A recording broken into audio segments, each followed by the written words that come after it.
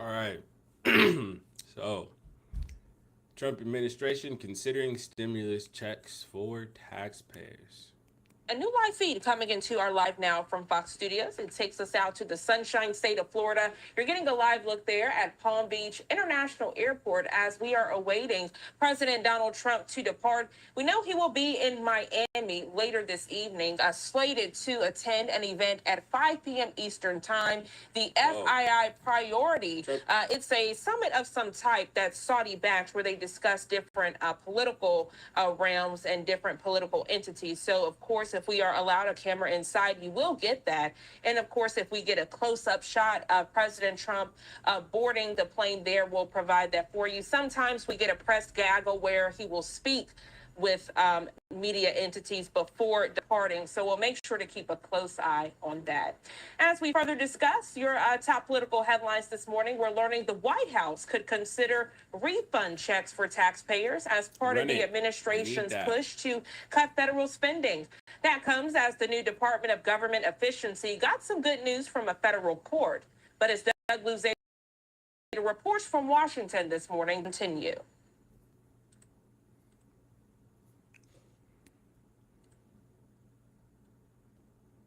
This is a long pause. Well, the White House says the cost savings are mounting because of federal cutbacks, but so are the controversies. And the president's chief cost cutter is mulling the possibility of Doge dividend checks. I think he's going to find $1 trillion. Yeah, I think so. President Trump and Elon Musk setting their sights high for spending cuts during an interview with Fox's Sean Hannity. And while federal employee layoffs have sparked protests, Musk says the goal is essential. If the deficit is not brought under control, America will go bankrupt. This is a very important thing for people to understand. And Musk's Department of Government Efficiency, or DOGE, has a running count of the savings, now pegged at $55 billion. When a user on X suggested cutting checks to taxpayers to refund some of those savings, Musk replied, "We'll check with the president." This is nothing more than a money grab. Democratic critics have been unsparing in their criticism of his cuts. But a federal judge told a group of Democratic state attorneys general that she will not cut off DOGE's access to federal systems without clear evidence of imminent, irreparable harm. The current record does not meet that standard, she wrote. Still, Democrats plan to keep up their opposition. DOGE is simply taking a meat axe at government in defiance of the law and without thinking of the consequences. DOGE, meantime, is now looking at the use of government credit cards, saying there are more than 4 million of them. In Washington, Doug Luzader, Fox News. 4 million government There's a credit driver cards? from a small... I mean, I guess you think of it like this. We got congressmen, we got city council, like city hall. I mean, I don't know if they get credit cards, but if you think about businesses and the fact that they give out business credit cards, and then the people who work for the government, we're talking about individually, there's citywide, there's statewide, and then there's nationwide. So that's a lot of cards though. Dang, 400 million? Did you say 4 million or 400 million? I don't even remember.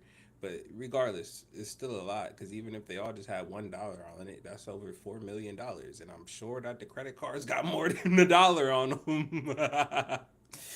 Anyways, the more you know.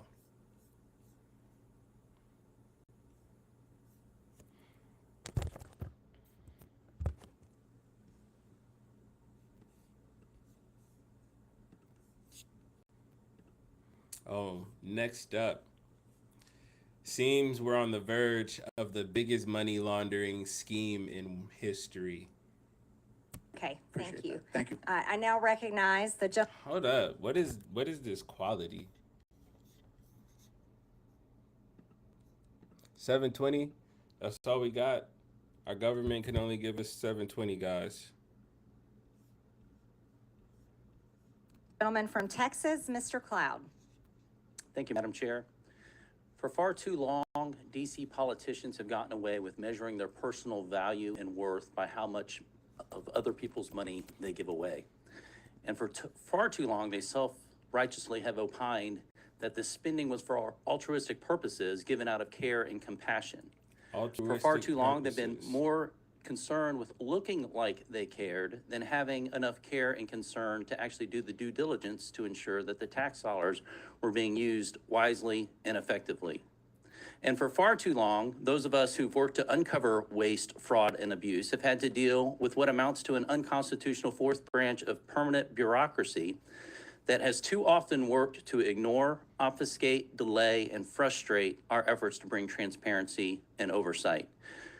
Over the last few weeks, the DOGE effort has begun to uncover not only how massive the waste, fraud, and abuse is, but also the extent at which DC politicians and too many obstinate bureaucrats have coordinated to create what is essentially the largest money laundering scheme in history. And while Americans have been working to make ends meet, they have been using taxpayer dollars to fund unnecessary, egregious, and even evil things here at home and around the world.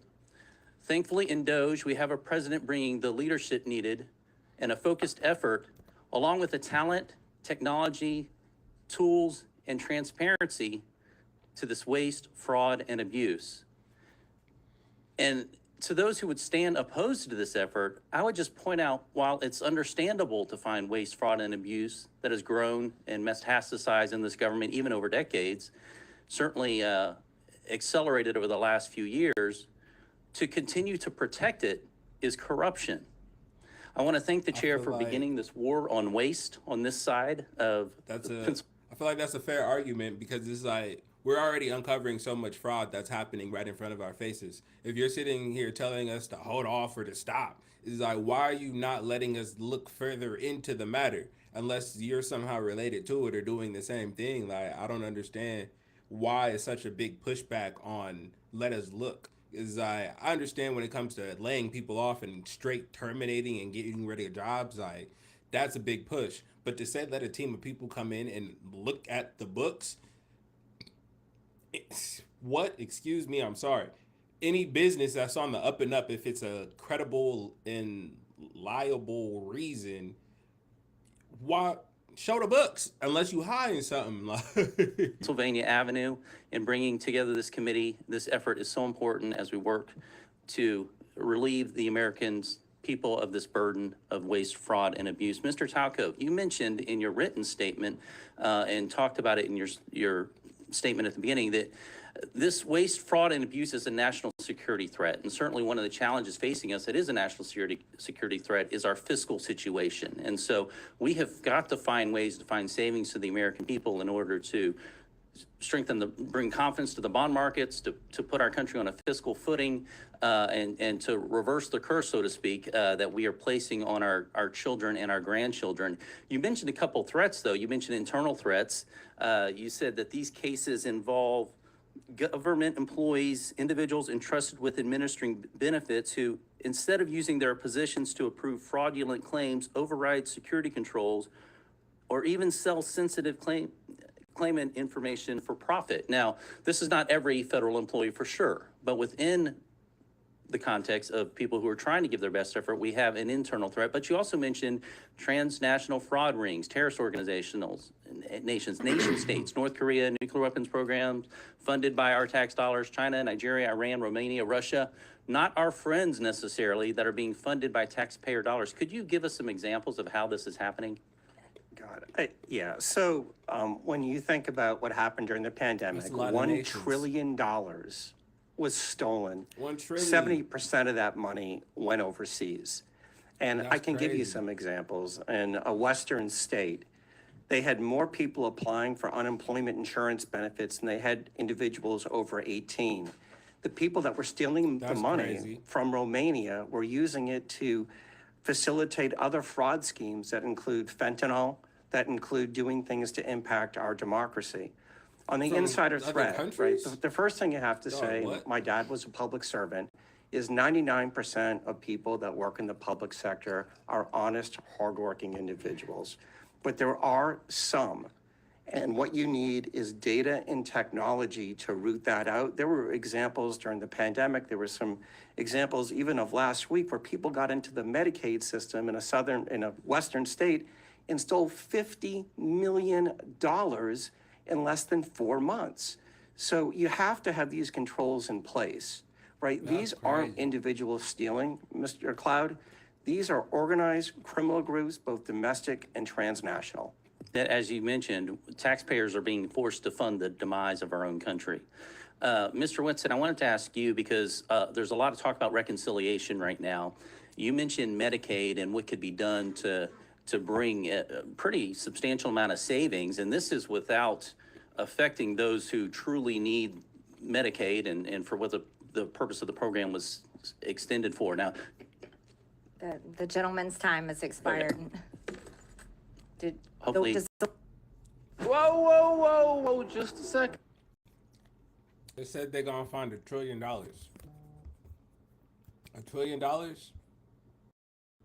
That's a lot of bread. And for someone who works for the government to call this the largest money laundering scheme in history, that's crazy. It says Elon has turned on the world's most powerful artificial intelligence. What is this? We all gonna get chips in our head? Is that what I'm hearing? You want a chip in you?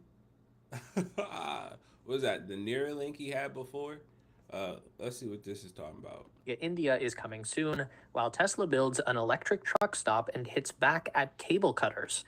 Elon Musk's artificial intelligence company, xAI, has revealed a new upgrade to their large language model chatbot, Grok 3, something that Elon Musk has already called the smartest AI on Earth. Grok 3 was trained at the Colossus data center in Memphis, Tennessee, which Elon has revealed is now running on a total of 200,000 NVIDIA H100 GPU chips. 200,000? Yo, you know how much money that is? Like, forget all the chips. You know how much money that is? Which is double the number of GPUs that Colossus launched with in the summer of 2024. And Elon says that it took just 92 days to complete the expansion. And just in case you were, Colossus was already the world's most powerful AI training system with just 100,000 GPUs. This would mean that Grok 3 was trained with approximately 10 times more computing power than its predecessor, Grok. So one NVIDIA chip is between $30,000 and $40,000. That's a lot of money. So you said 200,000. So I'm gonna say 35,000. 35,000 times 30,000.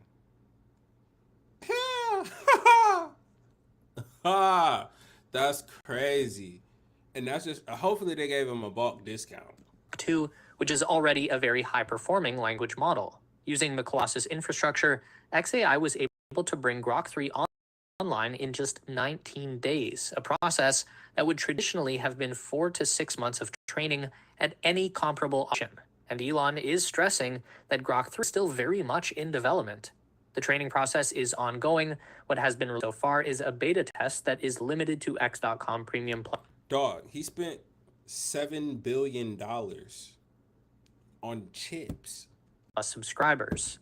Elon says that Grok 3 will improve every day and that it will take about a week before a proper judgment can be made on its true performance. Which is kind of crazy because even right now, Grok 3 is leading every other AI model. That includes the latest updates from OpenAI, Google, and China's DeepSeek AI. Not only does Grok 3 lead the industry on synthetic benchmark scores, Grok 3 also came out on top of the chatbot arena. This is where real human users rank the performance of different language models based on nothing but their raw output.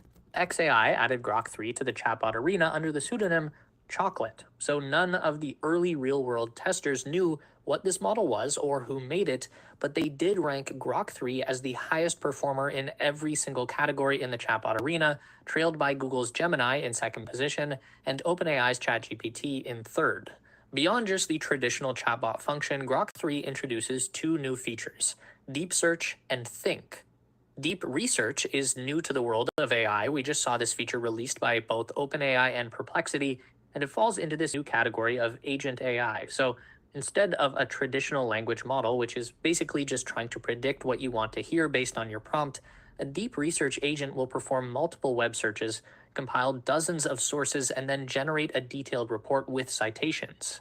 Using the deep research function on ChatGPT will take up to 30 minutes, and the AI will provide a report up to 10,000 words in length.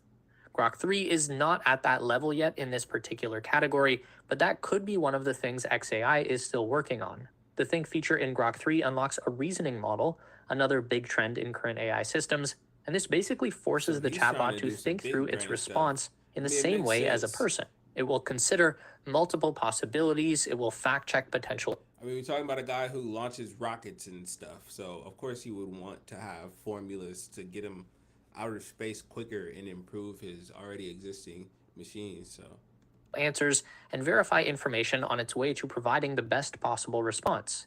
And the AI will also show you the steps and calculations that it made on the way to determining the answer, so verify the line of reasoning that it took to arrive at that answer. Both of these new features are a huge step forward in creating AI that is reliable and truthful.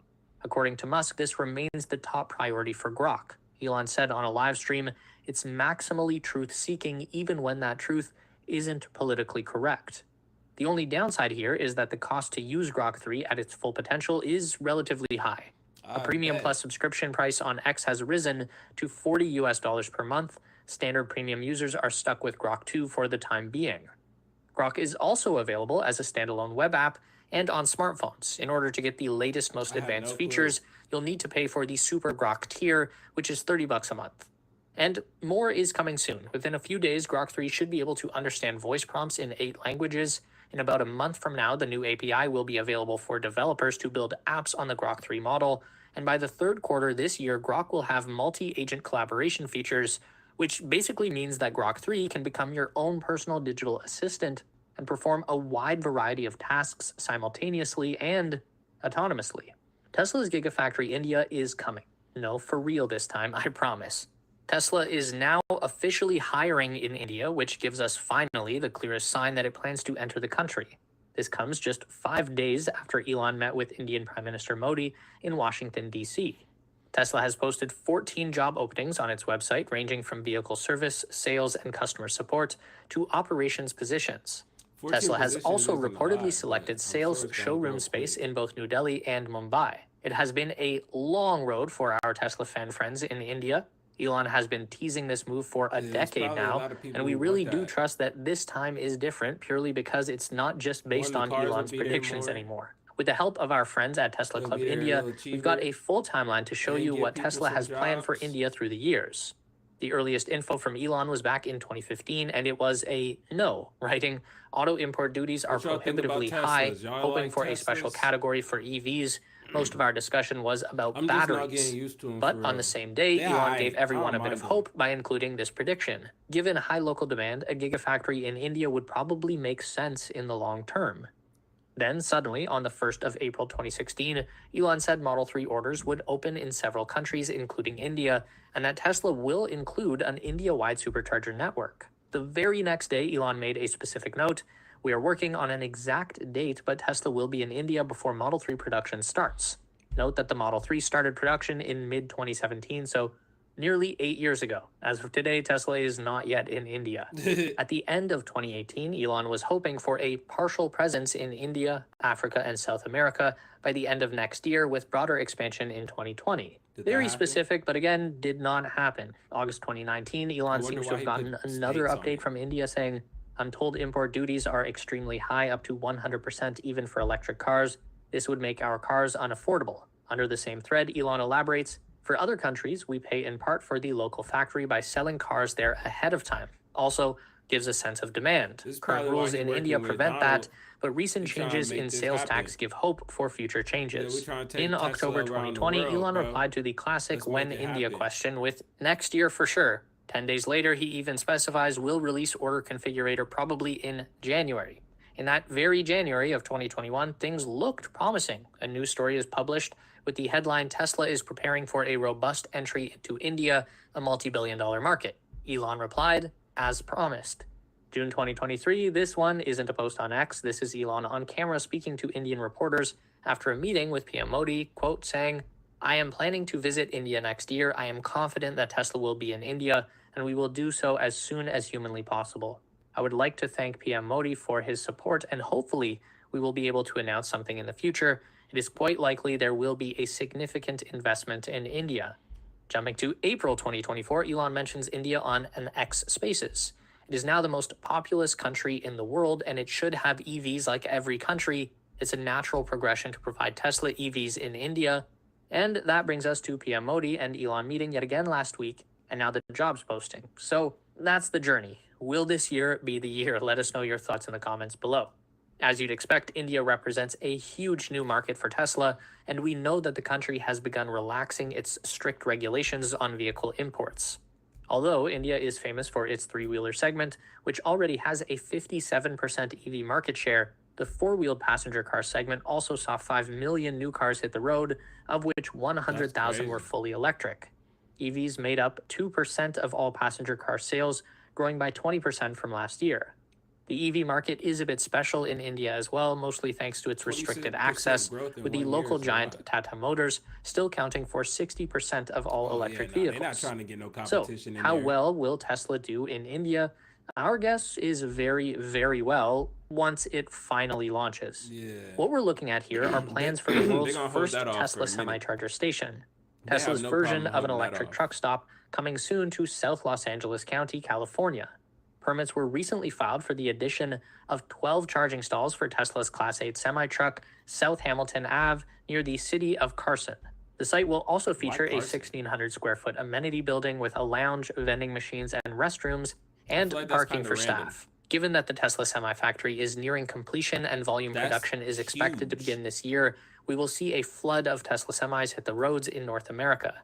While most semi-charging will still be done at factories and depot locations, there will be an increasing need for an actual megacharger network.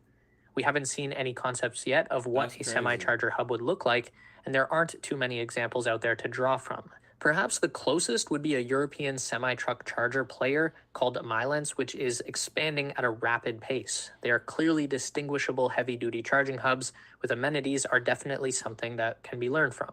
Cable cutting has been a growing problem in the EV charging industry recently across all charging networks, both in the United States and Europe. Tesla has felt this too, and as a response, the company is trying out some innovative solutions. Unfortunately, that doesn't involve electrocuting anyone who tries to cut the cable, but this is still pretty good. Tesla has started testing new anti-theft devices on supercharger cable called Die Defender. These are stainless steel hose barriers filled with a pressurized blue dye that explodes when someone attempts to cut the cable. Here's a video of one in action. It's similar to the dye that goes off when you try and rob a bank or an ATM. The leader of Tesla's charging team commented on this, quote, "Just a trial, we're always exploring options. Supercharger cables will also have property of Tesla engraved from our Buffalo, New York factory, so recycling companies shouldn't accept them and notify us. It's a scalable, cost-effective solution that doesn't impact service operations and customer experience." People out here stealing Tesla chargers. Like, dog, what are you about to do with it? In October 2024, Tesla brought us Pole 1. What are you about to do with it once you have it? Is it just like a keepsake? Because if you cut the cord, it's not like you about to use it. I'm confused.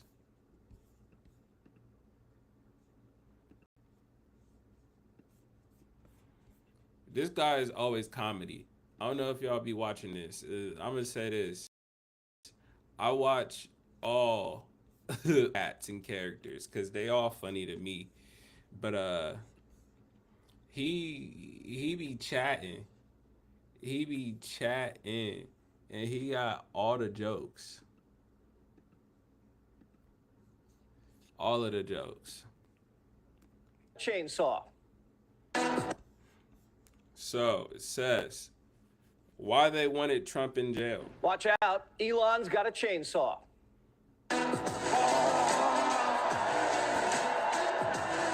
This is the chainsaw for bureaucracy. Chainsaw!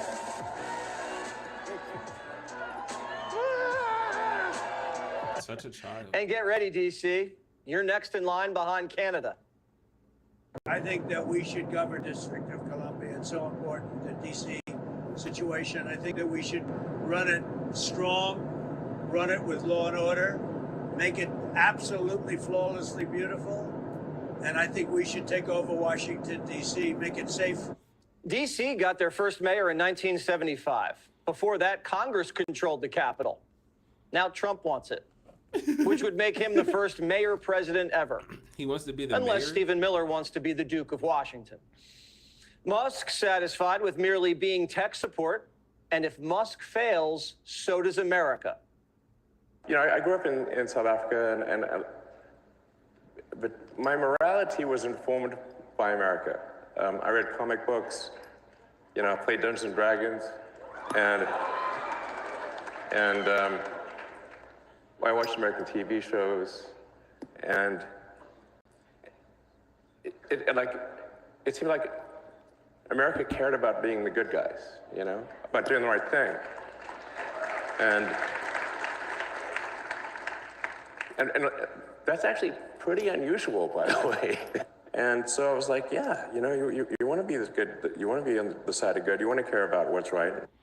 Elon and the Brainiacs, sounds like a band, have been given unfettered access to the government's back office.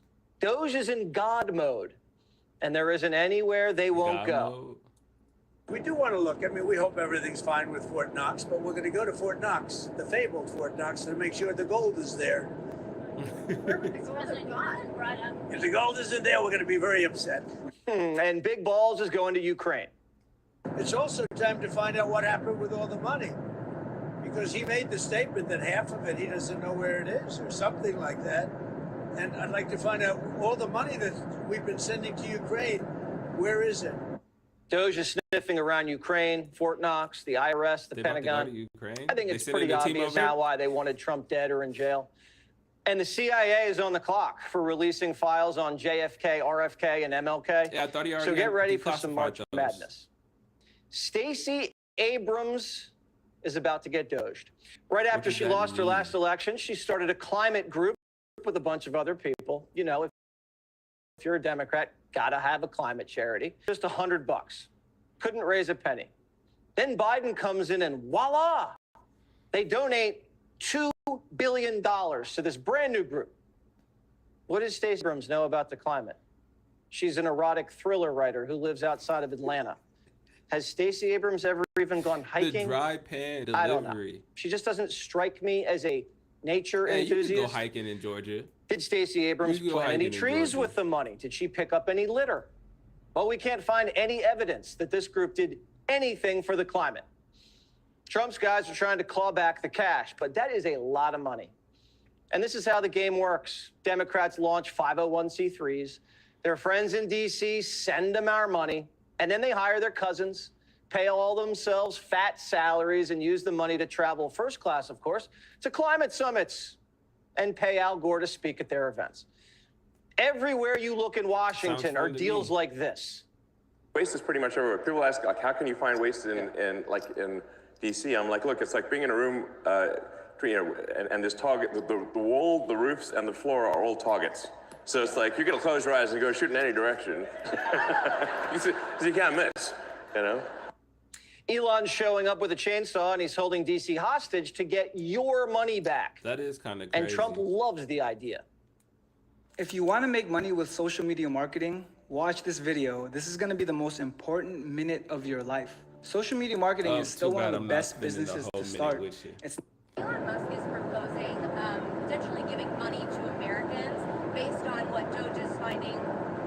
Do you have any thoughts on that? I love it. A 20% dividend, so to speak, for the money that we're saving by going after the waste and fraud and abuse and all of the other things that are happening. I think it's a great idea. How much money do you think Could Americans... be a lot. I mean, if it's 20%, we'd give back a lot of money to the taxpayer. And also would give an incentive for the taxpayer to go out and report things to us where we can save money. Democrats are saying, not so fast. That's not your money. That's our money. President Trump says he likes the idea of giving some of the savings from Doge back to Americans as kind of a dividend. Would you support that? No, we are not in the business of giving out money. And honestly, I don't know what $5,000 will do for you if you are unable to find a job, because I am telling people we are headed towards a recession.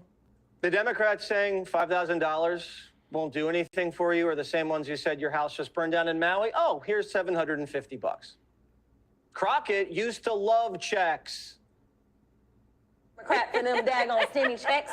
That is my message. Right. Because again, I just explained to you the co-equal branches of government. Right. It was Nancy Pelosi who was running the House at the time, not Bag of Mike, but Nancy. It was Sister Nancy. Right. You need to thank Nancy. We had to print money to send out those checks. With the Doge stimmy, we don't have to. It's a rebate check. They took it from you and you're getting it back. People in North Carolina, the Pacific Palisades, Maui, they could use a check right about now. Even the bureaucrats But how many people who were laid off How are you could use the eligible? rebate. Like, how do they determine eligibility? But this little for senator, these? not so young Sheldon, says giving Americans back their own money is a crime. I would analogize this to a smash and grab robbery. And speed Smash is to and your grab advantage when robbery. you're the smash and grab robber. And doing as much destruction as you can quickly is to your advantage when you're the smash and grab robber. Now they care about smash and grabs. Shelley Shell did the smash and grab himself. He Trump got taxed 4 years to you, do all the grabbing said he was going to wants, build so roads and why would bridges he be here, in and a then just rush? gave Juan a sex change in Guatemala. What? We didn't vote for sex changes in Guatemala. Joe Biden never campaigned on that.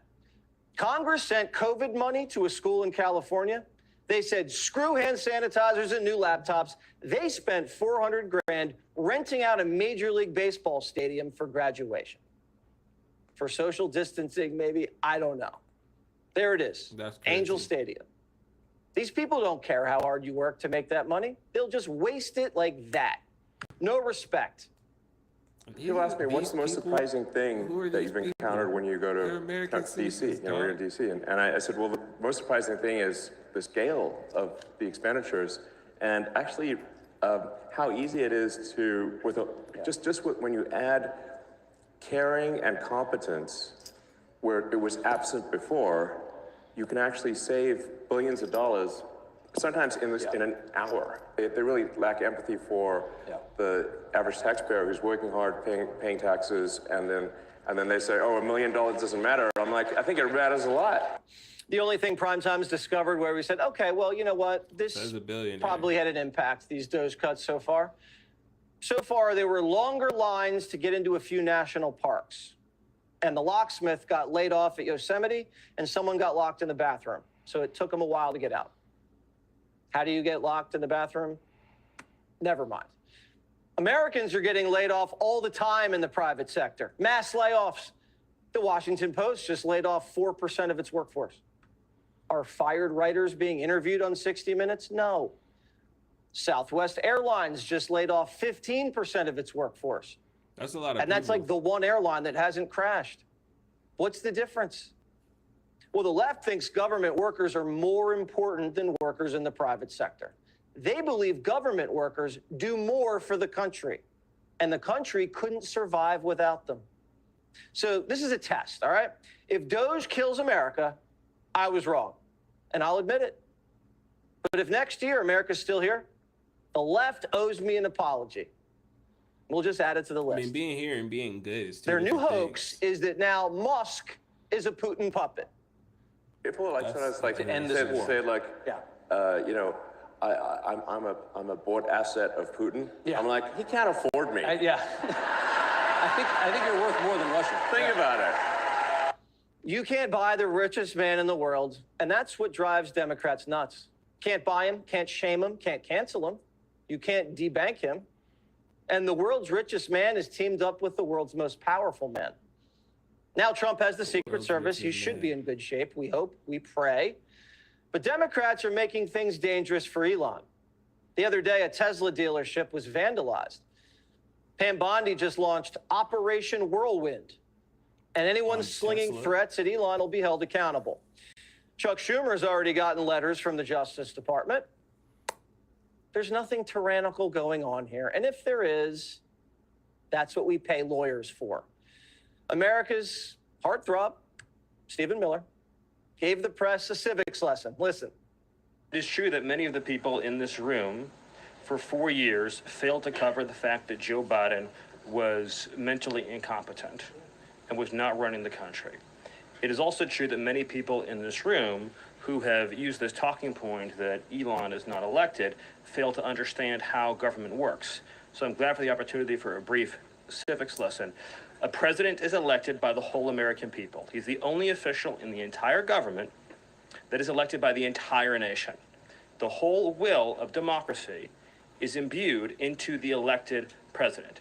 that president then appoints staff to then impose that democratic will onto the government.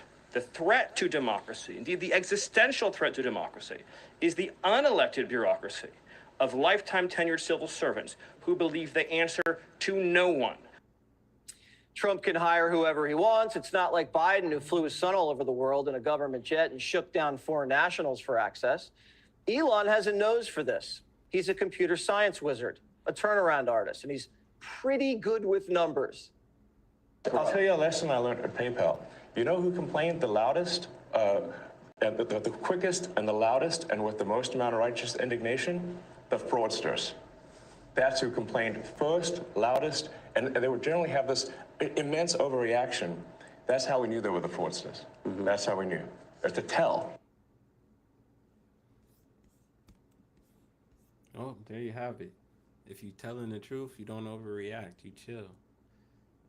If you got something to hide, you're about to tell a lie. Overreact.